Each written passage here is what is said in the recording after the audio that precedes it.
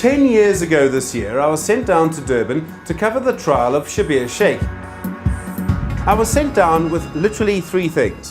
One was a notebook, one was a pen, and the other was a relatively useless telephone. It was good as a paperweight and to call people, and that was it.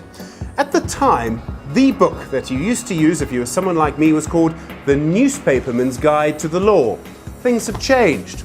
Now, you go on a trial with one of these, perhaps the most dangerous thing ever invented for a journalist, the iPad. And finally, someone has updated things slightly. It's called A Practical Guide to Media Law. Notice the lack of the word newspaperman. And of course, it is by Dario Millo and Pamela Stein, and Dario Millo is with me now. Dario, good day to you. I suppose the first question would be that when you and I were studying several decades ago, you really did focus on newspapers. Now, when you're looking at the law for media, you're talking about television, radio, but also, perhaps more importantly, the digital space. That's quite right, Stephen. And in fact, even the word media in our title is something we agonized over, because what constitutes the media in this day and age? Who constitutes the media?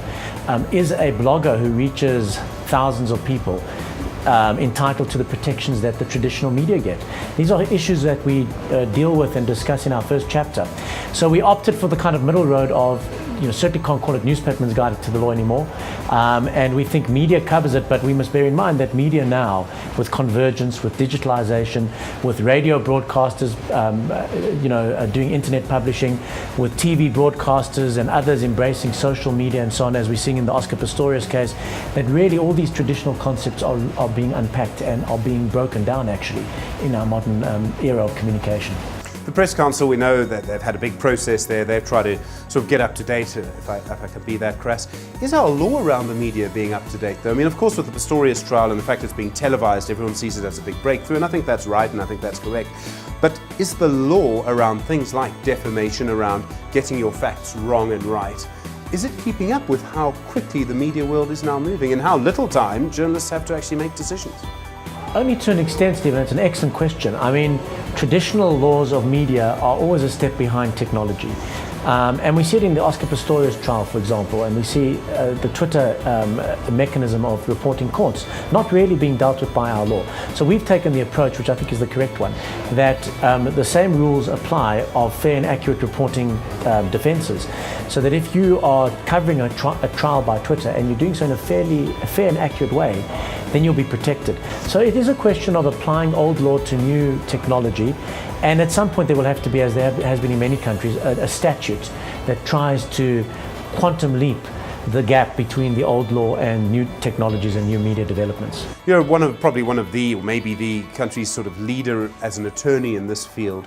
What's the mistake people like me make the most often? What's the stupid thing that journalists do, and you look at it and it comes across your desk and you just think, oh, you idiot. Everyone's done this one. Yeah. The first is that there's a tendency often to elevate allegation to fact. They hear something from a source who's highly placed, reliable, and the way they craft the story, the way they draft the story, is as if they are accepting lock, stock and barrel what that witness, what that source has told them. So far better to attribute it to the source, paint it as an allegation, if it is an allegation, get the other side to the story and write a piece in that way. That's the second issue, which is getting the other person's reply.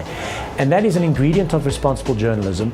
You should give a right of reply. And that means, and this is where another pitfall that journalists often encounter, is you've got to then do it fairly. Do you find it quite difficult to write media law? It's quite complex at times. There are lots of balancing acts that you have to perform. Is it quite difficult to write that for people with short attention spans? I think it is very difficult to write that, but what we've done, which we think will help, is we've given case examples and we've tried to bring these principles to life. The aim is certainly that the book will be digestible, that it will serve as a good guide for editors, journalists, for lawyers, for scholars, and we hope we've succeeded in that objective.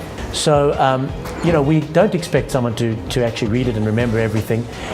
What we do expect is that it will serve as a very helpful guide as these issues arise in practice, as a media practitioner, as a lawyer, and we hope it'll be a very useful guide from that perspective. Okay, A Practical Guide to Media Law by Pamela Stein and Professor Dario Millo. Thank you. Thank you very much indeed. Thank you.